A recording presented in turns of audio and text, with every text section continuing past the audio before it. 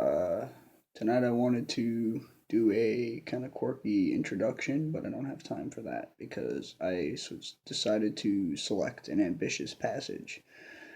I picked an excerpt from uh, a passage of William S Burroughs' Naked Lunch, and it's been one of my favorite books since I was like 17, and I've had this copy that whole time, and I love it.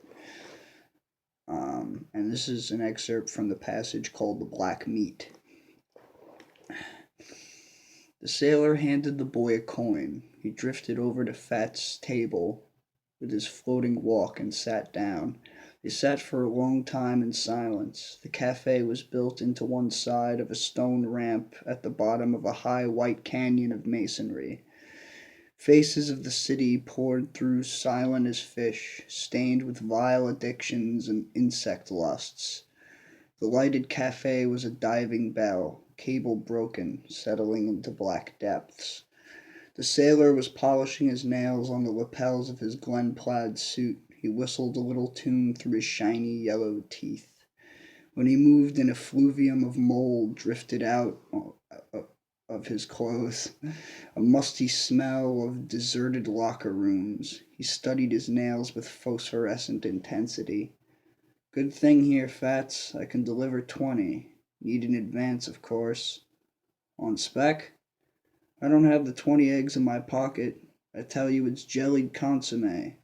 One little whoops and a push. The sailor looked at his nails as if he were studying a chart. You know I always deliver. Make it 30 in a 10-tube advance, this time tomorrow. Need a tube now, Fats. Take a walk. You'll get one.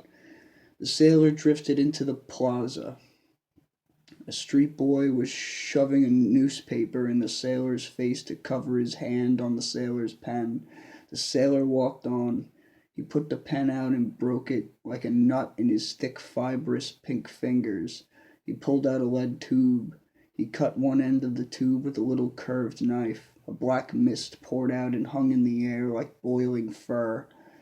The sailor's face dissolved, his mouth undulated forward on a long tube and sucked in the black fuzz, vibrating in supersonic peristalsis, disappeared in a silent pink explosion. His face came back into focus unbearably sharp and clear, burning yellow brand of junk searing the gray haunch of a million screaming junkies. This will last a month, he decided, consulting an invisible mirror.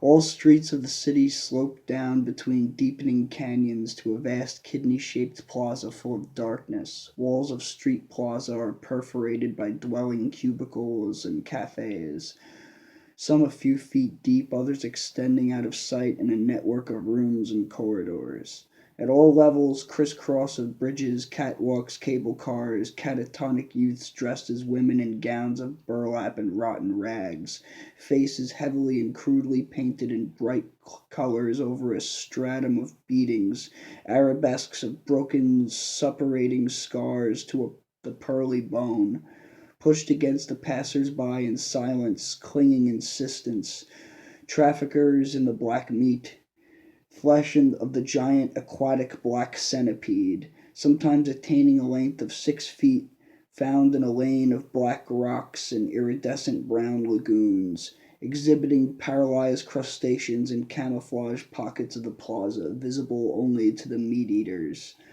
Following the obsolete, unthinkable trades, doodling in Etruscan, addicts of drugs not yet synthesized, black marketeers of World War III, excisors of telepathic sensitivity, osteopaths of the spirit, investigators of infractions denounced by bland, paranoid chess players, servers of fragmentary warrants taken down in hebephrenic shorthand, charging unspeakable mutilations of the spirit, officials of unconstituted police states, brokers of exquisite dreams and nostalgias tested on sensitized cells of junk sickness and bartered for raw materials of the will, drinkers of the heavy fluid sealed in translucent amber of dreams.